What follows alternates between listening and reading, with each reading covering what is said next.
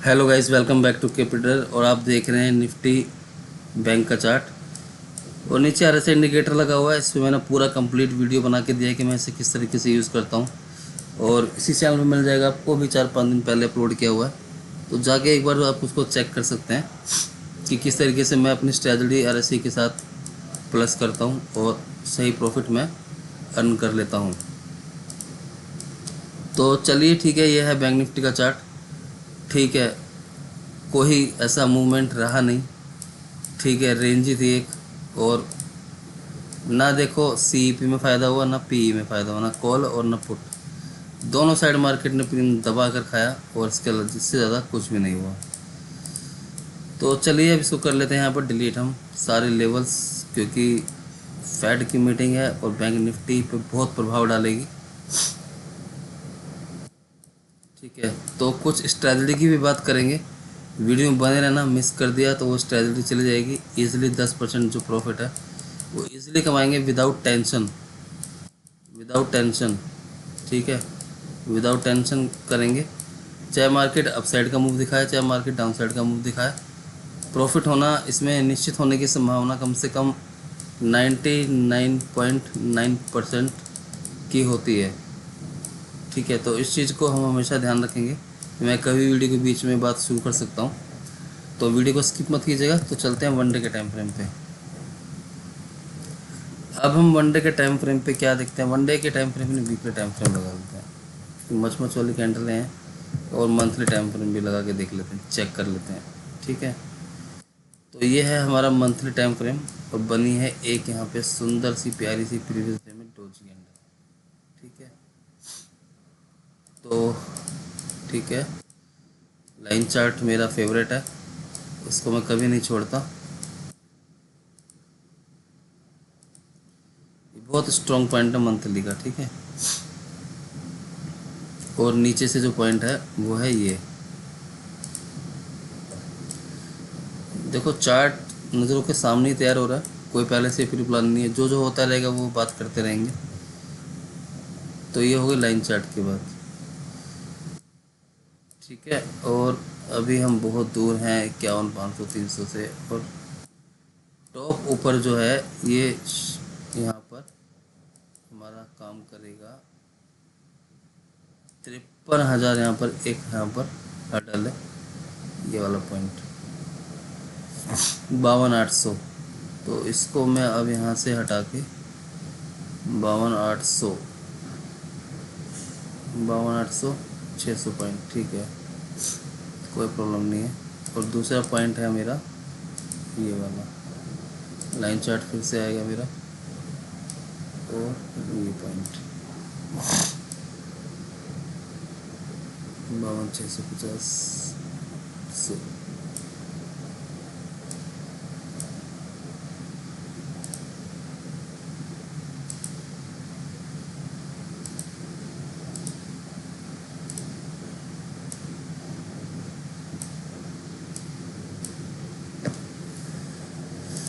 और ये है इसका टॉप रेजिस्टेंस। ठीक है, स्ट्रॉन्ग पॉइंट है रेजिस्टेंस का, क्योंकि यहाँ से मार्केट देखो, चार्ट को समझने की कोशिश करते हैं। यहाँ से मार्केट गिरा, इसको रिटेस्ट किया, अगेन गिरा। ठीक है, और फिर उसके बाद क्या हुआ, यहाँ से भी मार्केट ने एक बेरिश कैंडल को काटने की कोशिश करी, फेक ब्रेकआउट हुआ, और अगेन फिर नीचे की तरफ मार्केट आया। तो जो हिस्ट्री होती है ना चार्ट की, हमें खुद बताती है कि क्या होने वाला है। अब फेड की न्यूज़ है, फेड की मीटिंग है, सब कुछ है। ठीक है, और यहाँ पे देखो एक शानदार डब्ल्यू पैटर्न बना हुआ है। ये जो आरएसआई इंडिकेटर लगा हुआ ना, ये इसीलिए है ताकि जो डाइवर्जन यहाँ पर हमें दिखाई ना दे, तो यहाँ पर हमें एक साफ साफ डाइवर्जन हमें इस तरीके से दिखाई दे। तो ठीक है, तो आरएसआई स्ट्रेटजी का वीडियो अपलोड है यूट्यूब चैनल पे, जाके एक बार जरूर देखिएगा। जो मैं यूज़ करता हूँ उसके बारे में ही बखाना है, और कुछ भी नहीं है। तो यहाँ पर हम वनडे के टाइम फ्रेम पे है, और मार्केट ने कंटिन्यू देखो किसी भी टाइम अपने लो को ब्रेक नहीं किया है। ये लो लगा, ये लो लगा, और ये लो लगा। ठीक है, 3 दिन से लगातार मार्केट है अपसाइड ही, चाहे वो कम पॉइंट हो चाहे ज़्यादा पॉइंट हो, पर किसी भी कैंडल ने अपना लो ब्रेक नहीं किया। और ये एक मेन पॉइंट है रेसिस्टेंस का, ठीक है, तो इसको हम भूल नहीं सकते बिल्कुल भी। और चलते हैं 1 आवर टाइम फ्रेम पे, तो वहाँ देखेंगे, ये देखो एग्जैक्ट वहीं खड़ा हुआ मार्केट रेसिस्टेंस पे, ठीक है, 1 आवर टाइम फ्रेम पे। और 1 घंटे के हिसाब से हम क्या करते हैं कि टॉप से शॉर्ट ही करते हैं। फिर से बोल रहा हूँ, क्योंकि स्टॉप लॉस बहुत छोटा मिलता है ना, हमें क्या करना है, लॉस कम करना है। स्टॉप लॉस छोटा होगा जब भी तो लॉस कम होगा।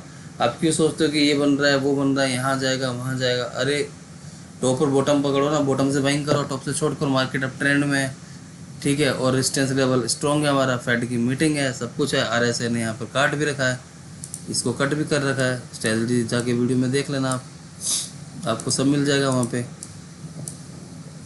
और इंडिया विक्स जो हो चुका है हमारा, बढ़ चुका है इंडिया विक्स 1% के करीब है, आप लोग जाके देख लीजिएगा। तो देखो, सारी लर्निंग और अर्निंग की बातें मैं वीडियो में करता हूँ, पर मेरी एक शिकायत रहेगी आप लोगों से कि कमेंट्स और लाइक्स का बटन आप लोग दबाना भूल जाते हो। वीडियो देखते हो, अच्छी बात है, पर इतना तो मैं चाहूँगा कि लाइक्स और सब्सक्राइब चलते रहें। तो देखो, आज मार्केट में होना कुछ नहीं है, कुछ खास ऐसा नहीं है, मार्केट बेवकूफ़ बनाएगा, ठीक है। आप एक रेंज लगा लीजिए बॉक्स पैटर्न की, रेंज लगाएंगे, लेवल्स लगाएं,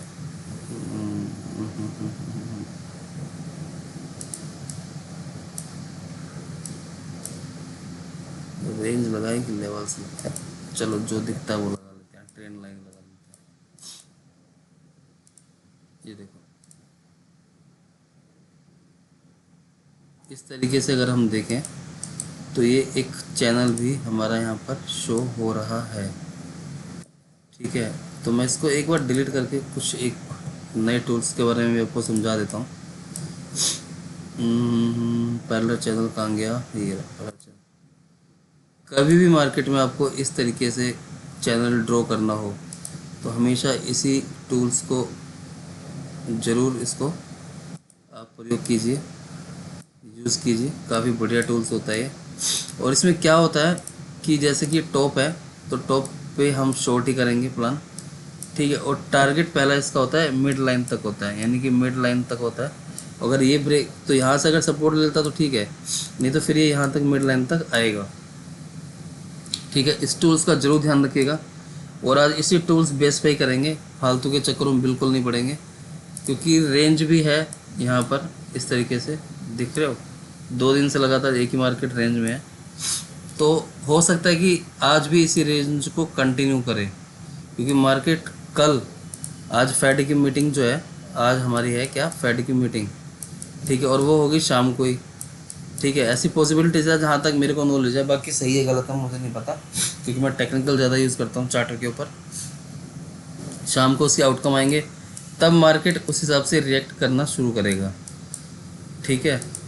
तो अब हम क्या देखते हैं कि मिड पॉइंट जो हमारा एरिया है, ये जोन है यहाँ तक के लिए 51,998 तक, यानी कि कोई ख़ास पॉइंट नहीं है, बिल्कुल भी कोई ख़ास पॉइंट नहीं है।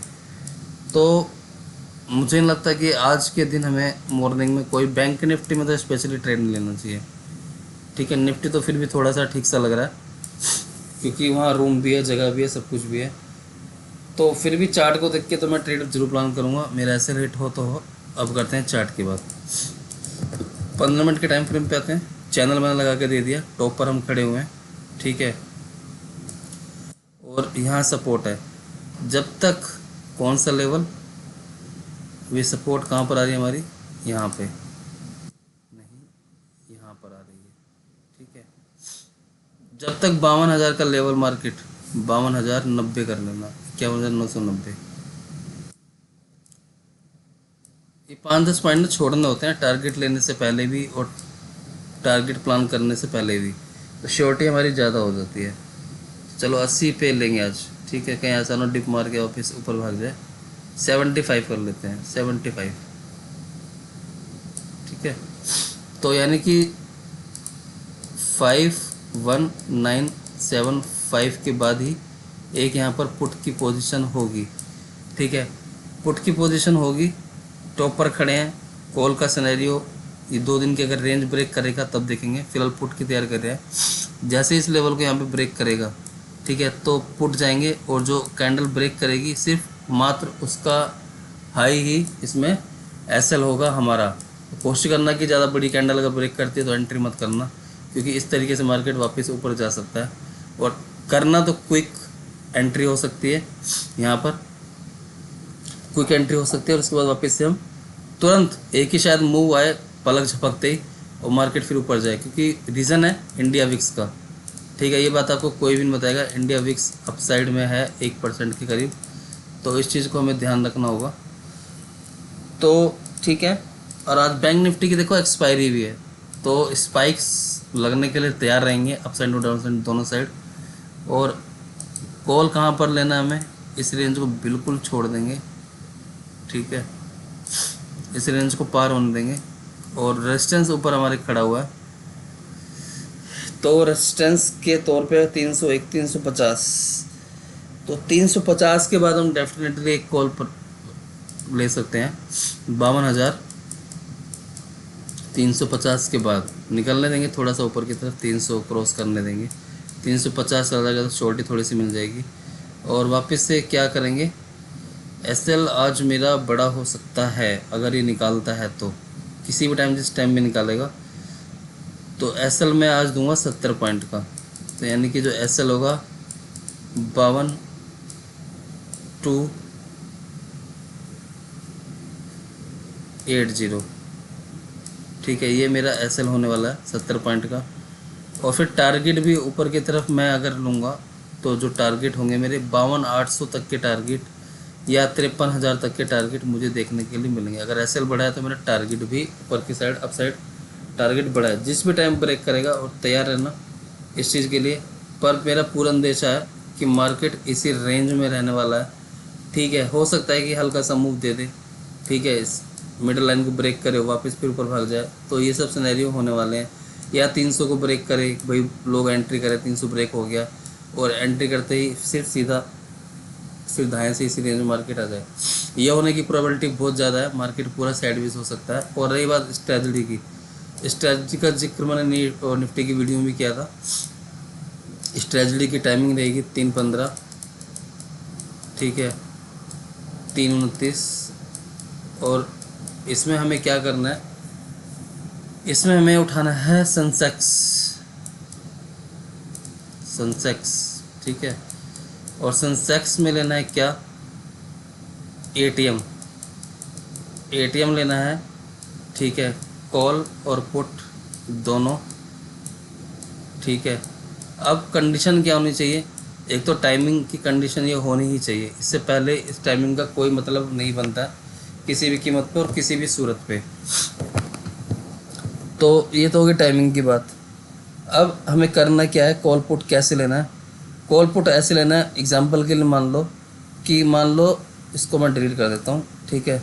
और चार्ट को थोड़ा सा यहाँ पे मैं इस तरीके से दूँ ताकि मैं लिख सकूँ, राइटिंग कर सकूँ इसके ऊपर। मान लो कि कॉल का प्रीमियम है यहाँ पर 50 रुपये का, एग्जांपल है, कुछ भी हो सकता है, XYZ कुछ भी हो सकता है। कॉल का प्रीमियम होगा 50 रुपये, ठीक है। और पुट का प्रीमियम होगा, मान लो XYZ 55 हो, 60 हो, 70 हो, बस ये रेंज रहनी चाहिए। और ये रिवर्स भी एक दूसरे से हो सकते हैं, ठीक है, ये एक दूसरे से रिवर्स भी हो सकता है कि पुट का प्रीमियम ये हो, कॉल का प्रीमियम ये हो और पुट का प्रीमियम ये भी हो, रिवर्स भी हो सकते हैं। यानी कि कहने का मतलब ये कि कॉल और पुट के बीच में सिर्फ 20 रुपये का गैप होगा तो चलेगा, स्ट्रेटजी वर्क करेगी, ठीक है, स्ट्रेटजी वर्क करेगी हमारी, जो स्ट्रेटजी मैं आपको बता रहा हूँ, ठीक है, स्ट्रेटजी वर्क करेगी। सेंसेक्स में उठाना है और किसी में कोई काम नहीं है इसका, ठीक है, भूल के भी गलती मत करना। और इसकी प्रोबेबिलिटी जो सक्सेसफुल रेशो है वो है करीब 90% से 95%, ये होता ही है, ठीक है। एक आध बार फेल होता है, पर जिस हिसाब से मैं आज इस स्ट्रैटेजी को बता रहा हूँ, तो ये स्ट्रैटेजी डेफिनेटली काम करने वाली है। ठीक है, श्योर नहीं हूँ, 90 और 95% है। तो 10% का प्रॉफिट यहाँ पर ईजिली जब भी आपको दिखाई दे, जो भी आपने कैपिटल लगाई है, कैपिटल चाहे आपकी 1000 हो, कैपिटल चाहे आपकी 5000 हो, या फिर इसको लाखों में कन्वर्ट कर सकते हो, जिसकी जैसी सोच, जिसका जितना रिस्क उतना रिवॉर्ड। तो अगले दिन जब तक आपको 10% का प्रॉफिट ना मिले, 10% कब तक, वो भी शायद मैक्सिमम जो मैंने अब तक स्ट्रैटेजी में देखा है कि 11 बजे तक ये टारगेट हमारा अचीव हो जाता है। ठीक है, टारगेट अचीव हो जाता है और मुझे पूरा विश्वास है कि टारगेट अचीव जल्दी हो जाएगा। हो सकता है कि अगर हम सेंसेक्स से एक्सपायरी का उठा रहे हैं तो कल के बाद, यानी कि कल के बाद जब मार्केट क्लोज करेगा, तो कल के बाद जब मार्केट क्लोज करेगा तो हो सकता है कि next day market gap up या फिर गैप डाउन खोल सकता है। ठीक है, गैप अप या फिर गैप डाउन मार्केट खोल सकता है। तो हो सकता है कि टारगेट हमारा मॉर्निंग में ही हो जाए। और हाँ, अगर गैप डाउन बहुत बड़ा खुलता है तो फिर 10% के चक्कर में बिल्कुल मत रहिएगा। स्ट्रैटेजी का पार्ट है, ध्यान सुनते रहिए। फिर आपको जो मिल रहा है लपेट के, चाहे वो 5% हो, 7% हो, 8% हो या 3% हो, तो आप निकल जाना, बहुत बेहतर रहेगा। कि निकलना है गैप और गैप डाउन के सिनेरियो में, जो मिला लपेट के उसको सीधा मार्केट से बाहर हो जाना है। हाँ, अगर मार्केट इन केस फ्लैट खुलता है तो तब जो मैंने आपको बताया था कि 11 बजे हमें हमारा टारगेट अचीव हो जाना चाहिए, हो सकता है। ठीक है, 11 बजे तक। उसके बाद फिर जो भी होगा अपना लॉस लेके 5-10% का लॉस लेके हमें निकलना होगा, ज़्यादा देर हम नहीं बैठ सकते इसमें। तो ये स्ट्रैटेजी का पार्ट है। तो आई होप, ऐसी बहुत सारी स्ट्रैटेजी है मेरे पास और बहुत सारे फंडे हैं जो इजीली कम प्रॉफिट। देखो, मार्केट में अगर टिकना है ना, अगर मार्केट में टिकना है तो सबसे बड़ा क्या चीज़ है, लालच। इस लालच को छोड़ना होगा। जब तक ये लालच नहीं छूटेगा ना, अब जो बड़े बड़े आप ट्रेडरों की वीडियो देखते हो ना, कुछ नहीं करते भाई साहब। ठीक है, 10% 5% के मूव पे वो बाहर हो जाते हैं। उनकी कैपिटल कितनी होती है, 10 लाख रुपए। ठीक है, 10 लाख रुपए पेमेंट, उनकी पेमेंट अमाउंट होता है। और उसमें अगर वो 10% निकालते हैं तो 1 लाख हो गया दिन का, आप लोग ये देखते हो। ठीक है, या 50,000 हो गया। तो वो ज़्यादा फिर फालतू के ट्रेड भी नहीं करते हैं, दिन में सिर्फ एक ही ट्रेड करते हैं, जयराम जी की, और हो गया काम उनका। भाई 1 लाख रुपए तो बहुत है उनको, और क्या चाहिए। आप लोगों भी कमाना। अब हम क्या कर रहे हैं, जैसे कि मान लो हम बिगनर ट्रेडर हैं, हम सीख रहे हैं चीज़ों को, तो ठीक है, ये सीखने की कॉस्ट आपको 1 से 3 साल तक के बीच में देनी पड़ेगी। और देनी कैसे पड़ती है, जो आप लॉस ले रहे हो ना, वो आपकी कॉस्टिंग है सीखने की। तो इस चीज़ का ज़रूर ध्यान रखिएगा। लॉस तो होंगे, एसएल तो करते हैं, एसएल हमेशा छोटे छोटे लो, टारगेट हमेशा बड़े लो। डरना बिल्कुल भी नहीं है। ठीक है, और डर से हटने के लिए क्या करना है कि अपना जो फ़ोन पे आप प्रीमियम देखते हो, स्क्रीन पे प्रीमियम देखते हो, उसको देखना बंद कर दो, सिर्फ चार्ट को देख लो। और डीप आईटीएम में ही ट्रेड करो, डीप आईटीएम। इसके ऊपर मैं जल्दी एक वीडियो बनाऊंगा, बहुत जल्दी। ठीक है, कि कौन से दिन हमें कौन सा स्ट्राइक प्राइस चूज़ करना चाहिए, स्ट्राइक प्राइस कौन से दिन हमें कौन सा चूज़ करना चाहिए। बहुत जल्द इस पर वीडियो आने वाली है। हो सकता है कि सैटरडे को मैं वीडियो बनाऊँ और मंडे को अपलोड हो जाएगा। तो देखते हैं, निफ्टी का एनालिसिस, स्ट्रैटेजी, सब कुछ आपको बताया। स्ट्राइक प्राइस का वीडियो बहुत जल्द आना है, तो चैनल को सब्सक्राइब और वीडियो को लाइक जरूर कर लेना। तो मिलेंगे कल फिर मॉर्निंग सेटअप के साथ। जब तक tata, bye bye, take care, thank you so much.